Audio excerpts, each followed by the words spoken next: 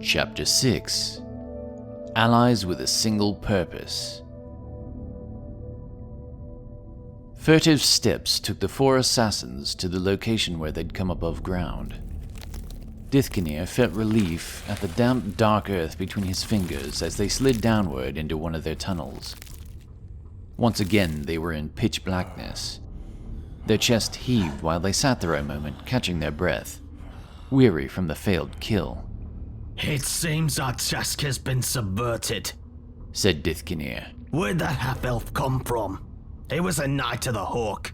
They don't belong here." Uthik remained calm, crouching in the tunnel. "I don't know," he said, rubbing the smooth skin of his head. "But the dragon army would pay a lot for this information, I'd guess." Uthik was sharp-witted. Dithkinir liked that about him. "You're right," he hissed back. "but our task is to eliminate the ninja first. We'll do it tonight. With so much time wasted, we should now endeavor to take him while he sleeps. It'll be easier." Galanis, who'd not spoken since they slid into their hole, leaned forward from the tunnel wall where he sat. Dirt covered his hands and face. On his right shoulder, an armored plate in the shape of a skull hung from beneath his cloak. "I'll track the ninja to discover where he goes," he said through his wound purple scarf, and rose to a crouch. Dithkinir shot an eye at Galanis, nodding. "Go then," he said, "and leave us a trail. We'll catch up to you as night falls." Galanis bowed his head in agreement, then sprang gracefully up the incline, kicking dirt and rock down behind him. There was a flourish of purple cloak, and he was gone. Dithkinir shook his head, looking over to their fourth assassin. He was sitting limply against the tunnel wall, his head slumped to the side, a black braid draped over his pale face, covering the violet tattoo on his cheek and forehead. Uthik reached down, touching Elakil's chest wound. He raised his bloodied fingers. "Elakil is dead." That only added another wave of hot anger. Dithkinir took a deep breath. "Bury him. Then we'll track the ninja down ourselves." "You think Galanis will disobey you again?" asked Uthik, rolling Elakil's limp body over onto its side as though he buried the dead every day. Dithkinir didn't even have to think about that. "It's the one thing I can trust him to do," he smirked. "He'll head for the general's camp. I'm sure he'll try to collect a fee for the information about the Knight of the Hawk." "Do you think the half-elf knows about them?" "Difficult to tell," responded Dithkinir, his voice grinding. "We'll discover soon enough when Galanis returns. Then we'll see what their plans are for the night. I'll gladly bury a blade and the half-elf for free, along with the ninja." Uthik was already tearing up great piles of moist earth and tossing them aside. He always carried his digging claws with him, and he was definitely the fastest digger Dithkinir had. In fact, after the fight, he was now one of the only assassins left in his small band. It upset Dithkinir a great deal to know that his hard work at training them had all been a waste of time.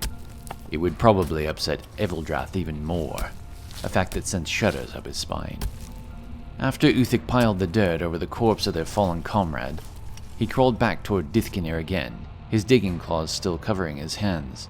He nodded. "Then let's go," said Dithkinir as they skulked from their hole. "Keep as shadows until the night disguises our own."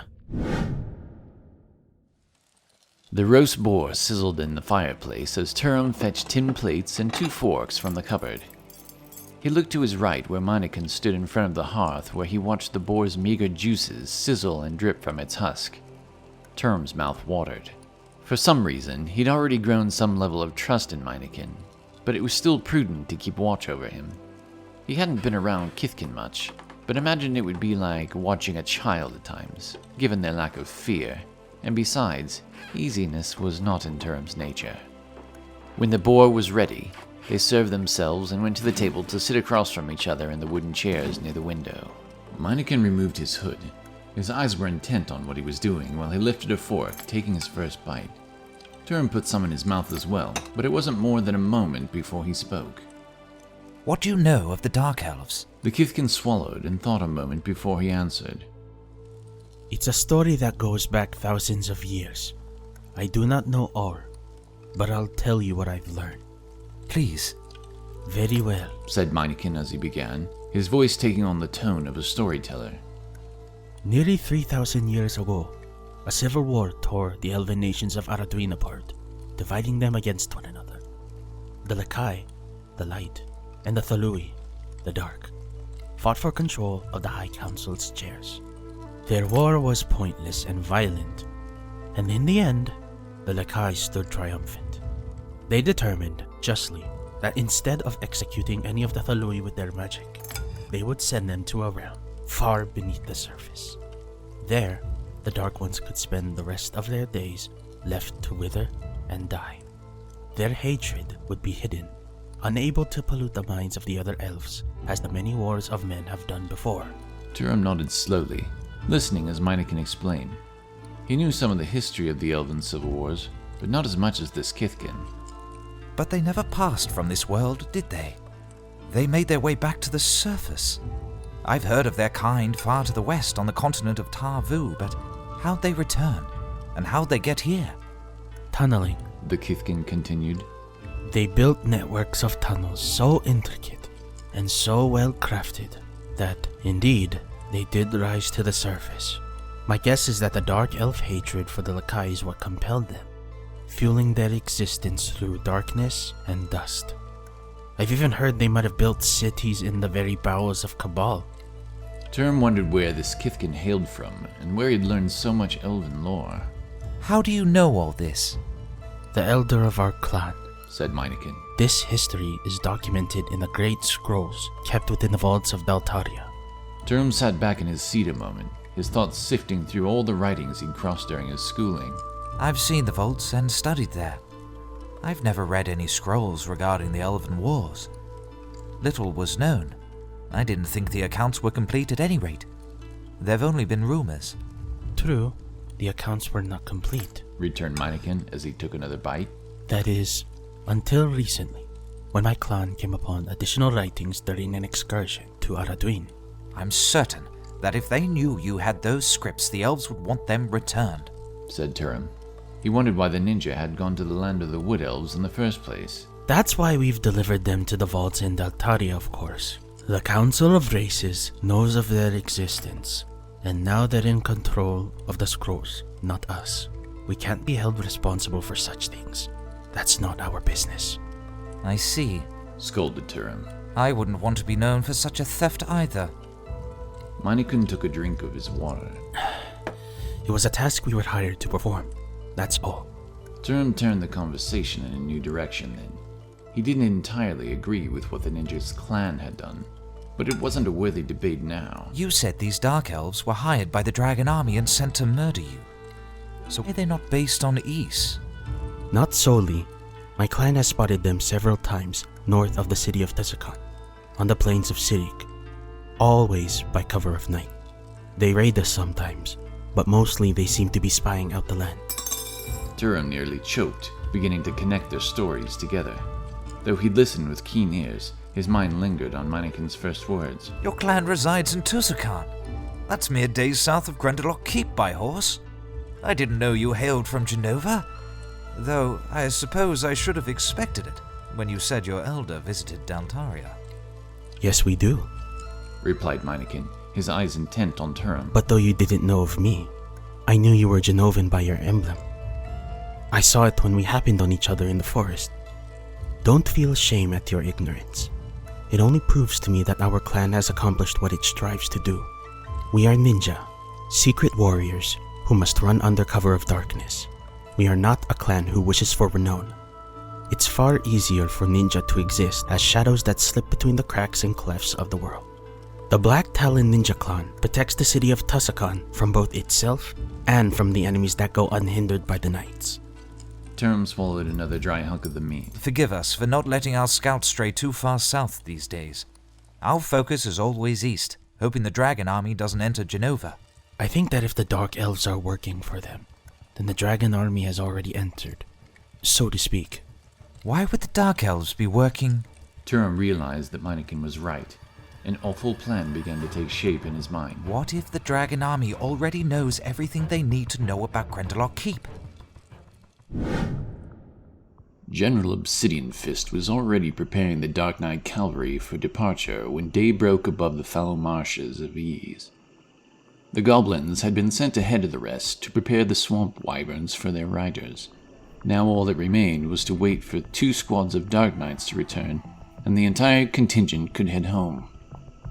The general knew the Dark Elves had been hired to assassinate one of the ninja clan leaders from Tussukan. They'd set him some sort of ambush. The Dark Elves were efficient killers, and they worked for a fair price. He only hoped they'd accomplish their task. If not, the entire plan could be thrown askew. It was a strange wonder then when he sensed a presence behind him and spun to see one of the Dark Elves standing there. But General Obsidian Fist's reflexes were quick. His blade was instantly in one hand. It was Galanus, of Dithkinir's band of Dark Elf assassins. If I ever catch you sneaking up behind me again, warned the general, holding his blade precariously close to Galanus' face. I'll remove your head.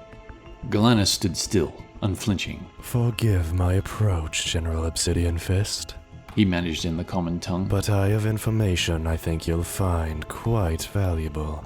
General Obsidian Fist returned his sword to his scabbard, folding his arms across his chest. Then I pray you speak fast, Dark Elf. We're preparing to return to the Spire. Your approach brings disturbance to the order of my company, and I dislike disturbance. Galanus smirked. How much would you be willing to pay for this, I wonder? I assure you the information will be of use. General Obsidian Fist glanced over his shoulder to see several captains had gathered behind him. Apparently, they'd taken notice of the Dark Elf's approach. Cold stares peered from their helms. Does Evil Drath know of your side dealings? Asked General Obsidian Fist of Galanus. He knew full well that the mercenaries' leader hadn't had a chance to hear the news. Galanus seemed uneasy for a moment, but he quickly regained his composure. There's no time to inform him.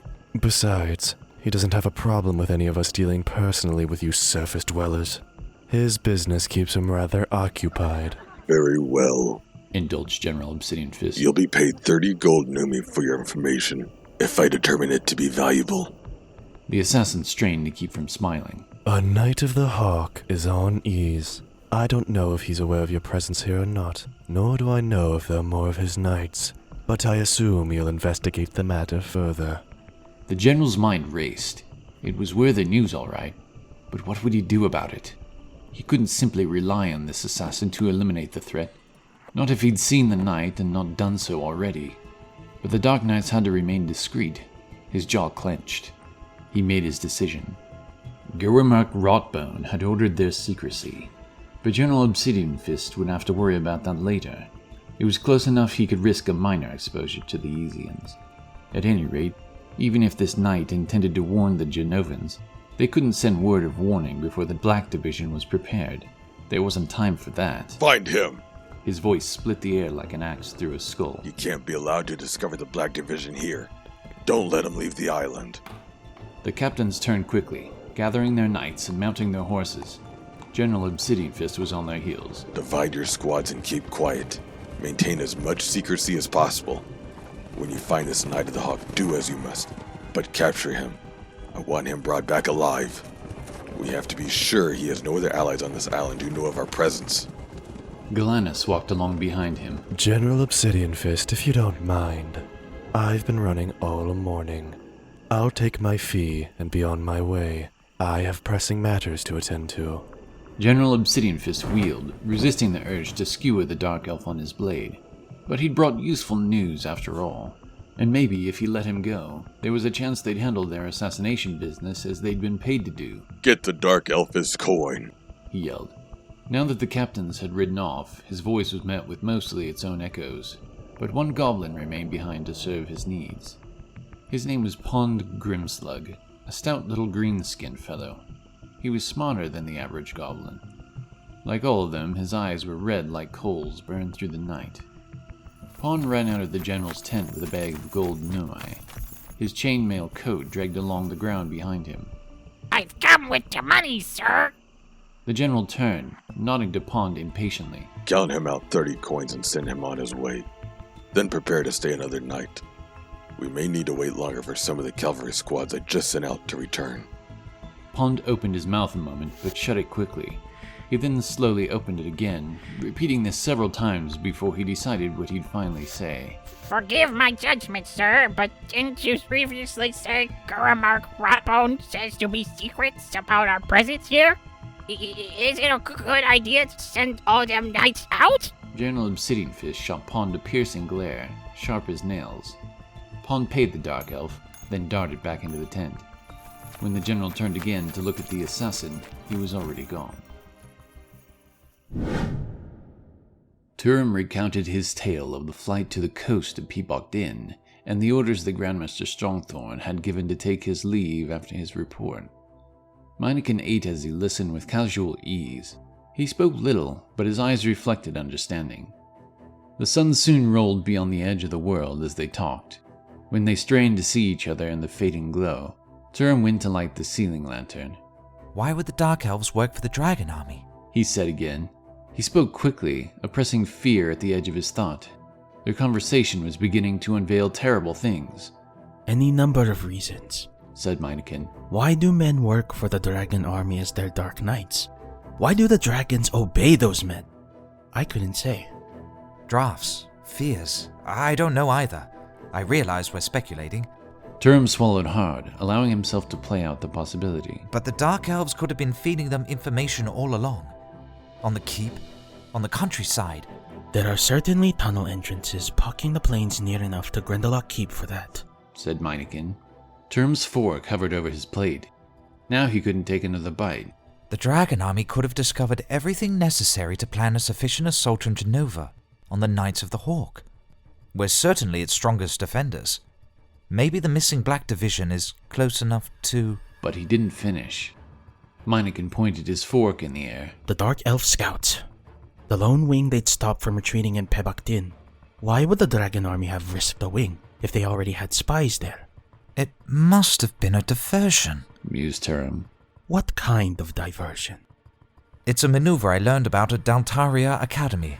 They must have sent the wing to make us think they'd halted their scouts. If we change the patrol patterns, we think we're safe until another one gets through. But they'd only do that if... You think they're going to attack? Asked Meineken. Turim nodded, his face stone. I think they are. The assassin leader, Dithkinir, caught sight of trampled grasses and saw blood where a creature had been slain. Most likely for eating, he assumed, considering the carcass was gone. He looked around, discovering a hidden den amidst the brush. Wild boar, he muttered. Lowering his long, slender face towards the earth, his eyes narrowed, his mind stilled, and he waited to catch some sign. He scanned the grass. Tracks moved through the fallen pine needles out into the meadow. No thanks to Galanis, he'd found them. The half-elf and the ninja, despite the great care they were taking, were leaving quite a trail to follow. Before the sun had set, Dithkinir and Uthik could see a thin line of smoke wafting far ahead of them. Not long after, they reached the edge of a clearing where a large cabin stood. The sky slowly bleached to pale light until at last, seeming as a gate through the skies into the heavens, the sun set. They could hear birds all about them in the trees now. It seemed like they were always spying, keeping record of the business of the folk of the world, chattering to one another of deeds great and deeds small. Dithkinir sneered, hating the feeling of being watched. Now we wait. Wait until sleep comes to them, he whispered. Uthik nodded, an unspoken agreement painted in his eyes. Kneeling down, Dithkinir watched the windows of the cabin, sitting very still. Uthik knelt likewise, his deep purple cloak keeping him shrouded in the growing darkness of the forest. Soon the trees around them seemed to reach out. Darkness enveloped the island. Inside the cabin, a lantern lit the windows where a few times he saw a shadow of someone move. It must have been the half-elf. Dithkinir wanted nothing more than to barge into the cabin and skewer him upon a stake. Galanis will be here soon, hissed Uthik. Indeed, agreed Dithkinir. If he's not been attacked by the creatures lurking about this place. It's a wild and dangerous land, agreed Uthik. Did those few under Cathria ever return last night? The Knight of the Hawk passed in front of the window once more. I hope Galanis has been told to kill the half-elf. I'd like nothing more right now than to bury a blade in its filthy gut. Dithkinir sneered. The surface elves were foul betrayers.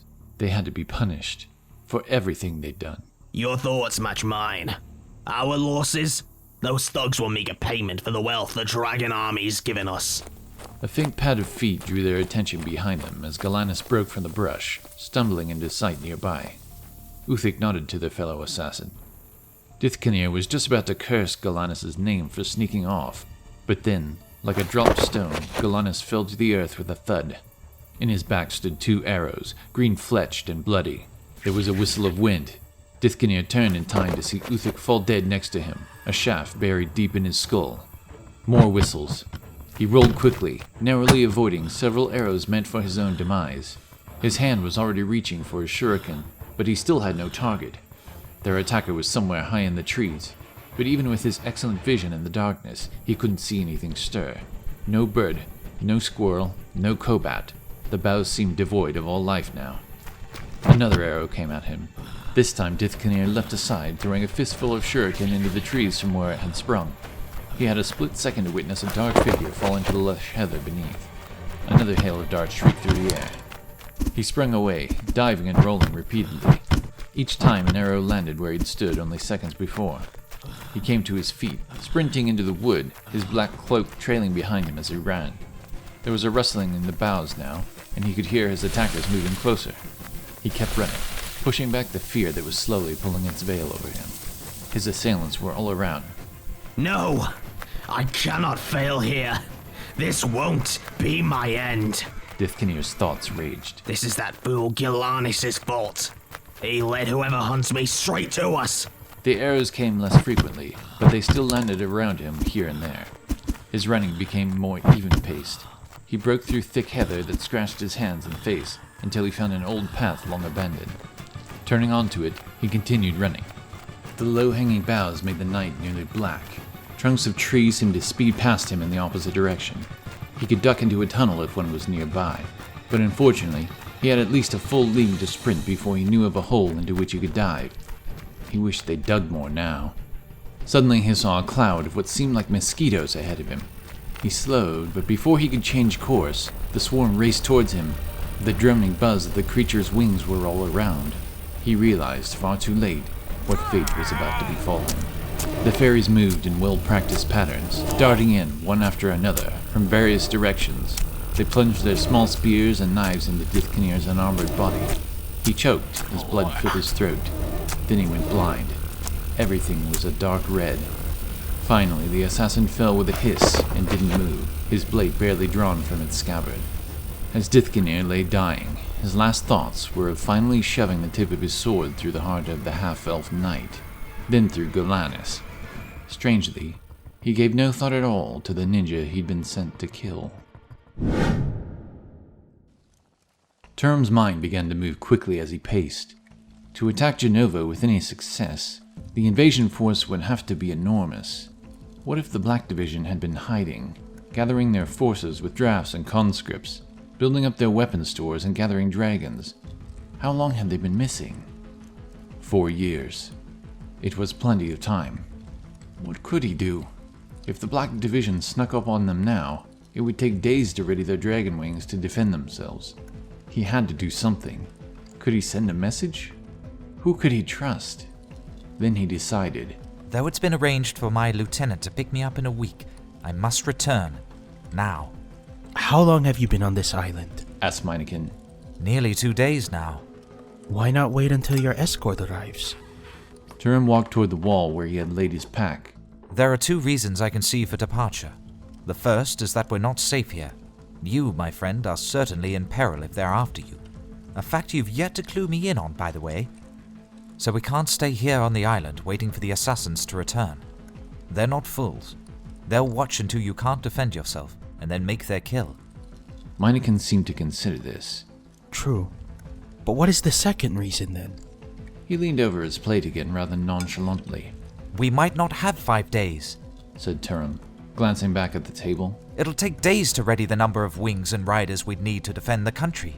If I can get back, I can warn them. Then we will leave at once, said Meineken calmly, taking another bite. Turim took several steps toward the window. Darkness had completely filled the sky. The air outside seemed still, and yet a sense of foulness crept in his mind. a wary feeling. I should continue to investigate east as Grandmaster Strongthorn requested. He said. But this is far more important. It won't be long now before the assassins find us. What was that the Grandmaster had said?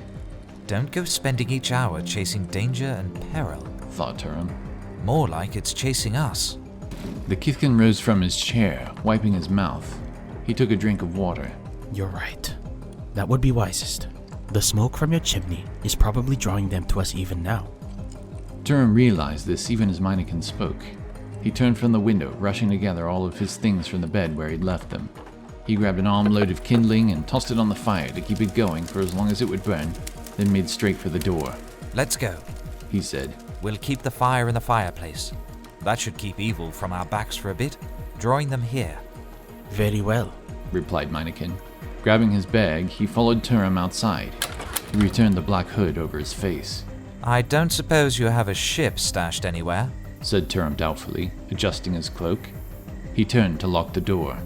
No. We sailed here with one of the fish merchants. They let us off in Broadmoor, to the south of the island, but we can't take a ship. That'll take too long. Unfortunate, grumbled Turim. He tugged at his mustache a moment, then returned the key to his pack. Any other ideas? The city of Centerland is a day-and-a-half journey northward. If we head northeast, we'll come to a road that'll lead us there, if the road remains. I don't know what you think we'll find there, argued Turim. I've seen hawks and griffins fly overhead a couple of times. If we're going to find a way home, that's where we'll find it. Or at the very least, a carrier falcon to send a message. Turim took a deep breath. It wasn't a fantastic plan, but it would have to do. All right then, lead the way. We don't have much time. The fate of Genova now rests with us.